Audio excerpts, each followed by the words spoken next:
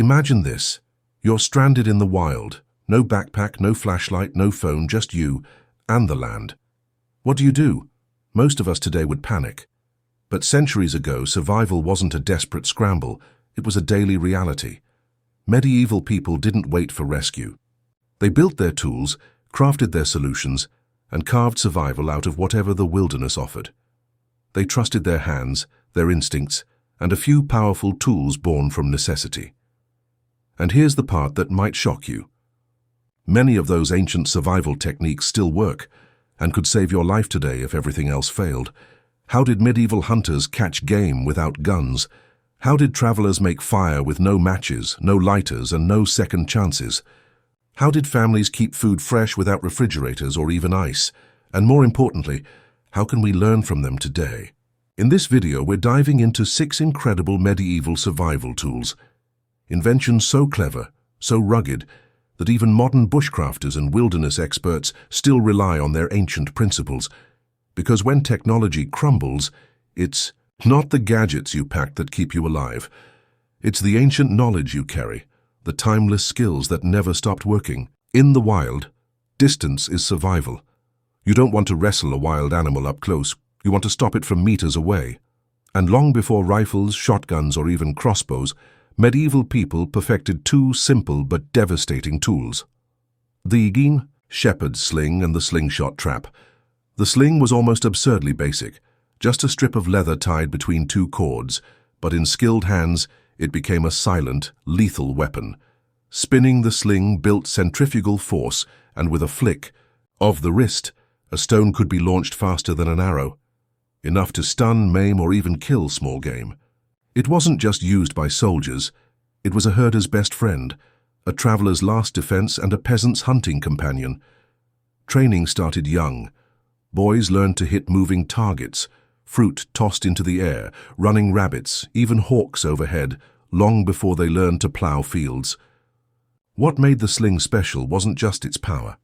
It was adaptability. You didn't need a forge or special wood or expensive materials. All you needed was cordage, a little leather or woven plant fiber, and some smooth stones, free everywhere, ready. But hunting wasn't always active. Sometimes patience was the real killer. That's where slingshot traps came in. A sapling, bent low and tied with natural fiber, was rigged with a snare. Step wrong, disturb the bait, and the branch snapped upward, tightening the noose and yanking prey off the ground. Fast, silent, and brutally effective. Hunters often set dozens of these traps at once, checking them at dawn or dusk. Placed near waterholes, rabbit trails, or berry thickets, they created a passive hunting network, feeding families with minimal risk and effort. The brilliance of both the sling and slingshot traps was this: they worked with the land, not against it. No blacksmith, no problem. No heavy gear, didn't matter. Medieval survival wasn't about having the biggest weapon. It was about making the most out of whatever you could find around you. Today, modern bushcrafters still practice sling throwing and primitive trapping, not because they have to, but because these old methods remind us of something easy to forget. Skill, not stuff, is what keeps you alive when it matters most. In the medieval world, fire wasn't optional. It was survival. And losing your fire in a storm or on a cold night wasn't an inconvenience. It was a death sentence. That's why every traveler, soldier, and peasant carried something precious. A flint and tinderbox. At a glance, it didn't look impressive. A simple pouch or box containing a piece of sharp flint, a striker made of high-carbon steel, and a little bundle of special tinder. But packed inside was the power to summon fire from stone and steel. A magic trick that could mean life or death. Here's how it worked. You struck the steel against the flint at just the right angle. Sparks would fly, tiny but ferociously hot. If one of those sparks landed on the tinder, usually a piece of char cloth, a fabric blackened over, flame but not burned, and it would smolder. Not a flame yet, but a glowing ember. That ember was life. You would carefully cradle it in a nest of dry grass, bark shavings, or animal fibers, and gently blow until it flared into open flame. In an age without lighters, without waterproof matches, without backup plans, this small ritual was second nature. Everyone knew how to do it, It wasn't a luxury skill, it was daily survival, and the medieval tinderbox wasn't just for emergency use. It lit cooking fires, torches, forge fires for blacksmiths, even medical, fires for sterilizing blades or boiling water. Every layer of medieval life depended on being able to make flame, anytime, anywhere. What's incredible is how universal the tinderbox became, from farmhands trudging through muddy fields to nights setting up winter camps. The basic kit was the same. Simple, rugged, endlessly reliable, provided you knew the technique. Today, modern survivalists still honor this ancient method. Sure, we have ferro rods and waterproof matches now, but there's something powerful about mastering fire the old way, striking stone against steel, coaxing a fragile ember into roaring life with nothing but breath and patience. Because in the wild, everything starts with fire. Warmth, safety, cooked food, clean water. They all hinge on that first spark. And in that moment, the medieval world doesn't feel so far away after all. When you're living off the land, survival isn't just about catching food, it's about keeping it.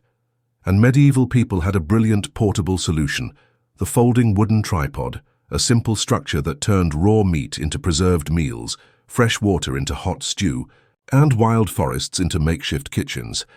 It started with 3 strong branches, about as tall as your shoulder. They were sharpened or notched at the ends, then tied together at the top with cordage, rawhide, twisted bark fibers, or whatever the land offered.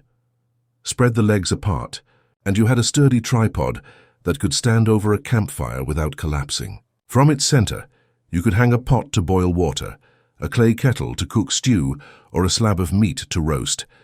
But the tripod's true genius appeared when it doubled as a smoking rack. In a world without refrigerators, smoking was the best way to preserve meat for weeks or even months. After a hunt, strips of meat were hung from the tripod's shoulders.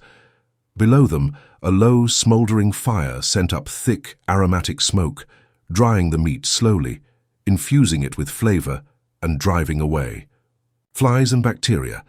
And it wasn't just meat. Fish, mushrooms, herbs, even damp clothing could be dried over a tripod. What made this tool priceless was how easy it was to rebuild or move. If the tripod broke, you cut 3 more branches. If the cord wore out, you twisted new fibers. No nails, no heavy tools, no blacksmith needed, just a hatchet, a keen eye for timber, and a little know-how. In coastal regions, tripods evolved with horizontal racks woven between the legs, creating bigger surfaces for mass drying. In colder climates, people wrapped the tripod in hides or woven mats to trap heat, creating primitive ovens. Modern bushcrafters still use the same principles today, because sometimes the best solution isn't complicated, it's ancient. The folding wooden tripod reminds us you don't need gear worth hundreds of dollars to survive. Sometimes all it takes is 3 sticks, a fire, and a mind that knows how to turn simplicity into strength. Before iceboxes, electricity, or even the idea of keeping food cold, medieval people had already mastered the art of natural refrigeration. And one of their smartest inventions, the clay pot refrigerator, a solution so elegant that it's still being used today in some parts of the world. At its core, the clay pot fridge was beautifully simple. 2 clay pots. One smaller pot nestled inside a larger one. The space between them was packed with damp sand. When the water in the sand slowly evaporated through the porous clay, it pulled heat away from the inner pot, lowering the temperature inside. No ice, no magic, just physics and patience. If you kept the clay pot in the shade and made sure the sand stayed moist, you could keep milk, butter, vegetables, even cooked stews cool for days longer than in the open air. In a world where spoiled food could mean starvation, this was a game changer. Markets used them to keep cheese and fish fresh. Families used them to store fruits and herbs. Travelers even carried small versions, carefully wrapped to survive bumpy cart rides or rough treks across fields. And when winter came, or larger storage was needed, medieval people turned to another low-tech solution: root cellars. By digging simple pits in the earth and lining them with straw, wood, or stones, they used the earth's natural coolness to preserve crops through the seasons. Carrots, turnips, apples, all layered carefully, insulated against rot and frost. In some cases, Entire communities shared massive communal cellars, checking them daily during lean months because every stored potato or apple was a defense against hunger. The genius of the clay pot and root cellar wasn't in their materials, it was in their understanding of natural forces. Heat rises, moisture matters. Earth is a protector if you know how to use it. Today, off-grid homesteaders and eco-builders are reviving these medieval techniques. Not because they have to, but because they work. Because in a time where technology can fail and resources can vanish, there's something incredibly reassuring about a pot of clay, a shovel of earth, and the quiet wisdom of survival carved into every layer of sand and stone. Sometimes the best refrigerators aren't plugged into a wall. They're shaped by hands and cooled by the air itself. When the wild turns against you, when the rain pours, the wind howls, and the night freezes solid, shelter isn't a luxury. It's survival. And medieval people knew how to build it using nothing but the raw materials around them, and a few clever techniques, pegs and bindings. Forget nails, forget screws. Most peasants couldn't afford iron hardware even if they wanted it. Instead, they relied on sharpened wooden pegs and strong natural bindings, techniques that could turn a few logs and vines into a home that lasted through storms and seasons. It started with the frame. Thick, straight limbs were cut from hardwood trees like oak, ash, or hazel. These posts were driven deep into the ground to form the structure's bones. Then crossbeams were added, tied tightly using twisted fibers, strips of bark, nettle cordage, animal sinew, or even rawhide if available. At key joints, wooden pegs were hammered through pre-carved holes, locking everything in place without the need for any metal fasteners. Done right, the result was astonishingly strong, able to withstand heavy rains, gusting winds, and even the weight of snow. Next came the walls and roof. Branches were woven between the upright posts to create a lattice, like the ribs of a giant basket. Over that, layers of bark, leaves, reeds, or even mud were added for insulation and waterproofing. In winter, moss and clay were packed into gaps to seal in warmth. A skilled builder knew dozens of little tricks: how to split wood without cracking it, how to strip bark into flexible ropes, how to angle a roof just enough to shed rain without letting the walls buckle. And the best part? If a shelter wore out or got damaged, you didn't need to replace fancy parts.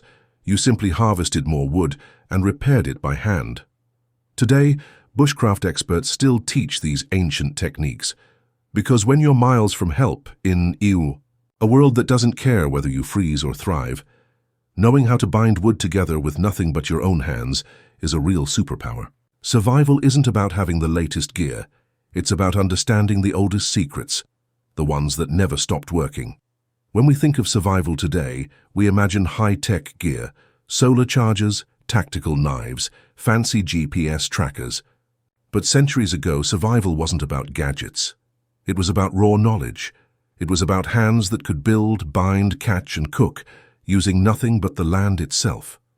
The medieval world may seem distant, but its lessons are closer than ever.